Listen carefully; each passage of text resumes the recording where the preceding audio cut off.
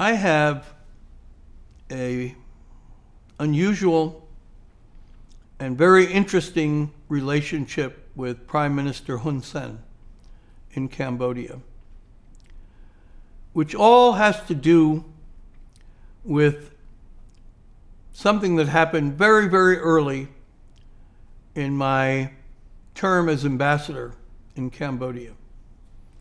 I had known Hun Sen a little bit from negotiating with him about the election results and accepting the election results when I was Deputy Assistant Secretary. But when I came as ambassador,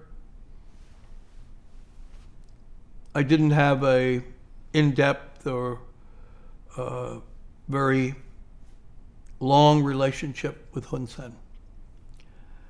And sitting in my embassy, we got an urgent call from his office saying he was sending one of his closest advisors, one of his closest aides, to come to see me. And this military officer showed up at the embassy and played for me in Cambodian a tape of an intercept of a phone conversation, which we were able to, I had my interpreters listen to it and verify, was of a discussion over the phone about plans to attack and harm Hun Sen's children, both of whom were going to school in the United States. His son was a cadet at West Point at the U.S. Military Academy, and his daughter was in grade school in Long Island, New York. And the request to me was, the Prime Minister is concerned about his children, about their safety, their well-being. Can you do something to protect them? And so I contacted and went back through the State Department and had messages sent out to the military academy and to the local police in the area where his daughter was, and the security elements at West Point and the police took steps to ensure the safety of his children.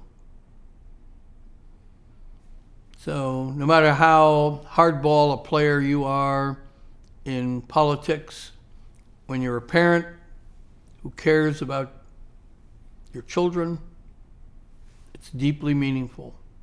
And if somebody protects your children and keeps them safe, you don't forget that.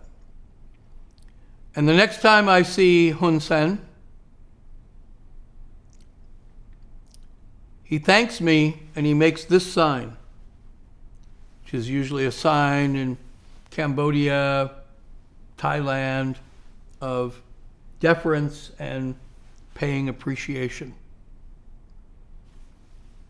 And one of my senior political officers said, I've never seen Hun Sen do that to anybody.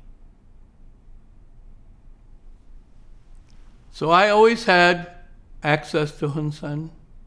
I could make requests of him that probably almost no one else could, because he always felt that he owed me because I had protected his children when he couldn't.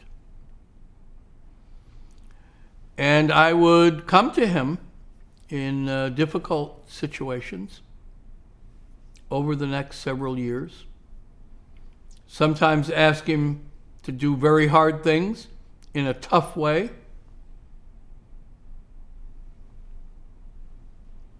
and almost always would get what I needed.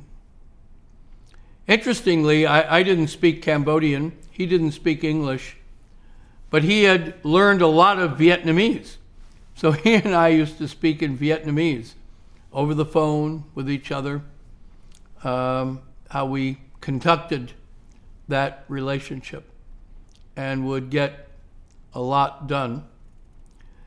And when it came to the FBI investigation or needing access, needing information, needing attention to a problem, I could get things from Hun Sen that almost no one else could.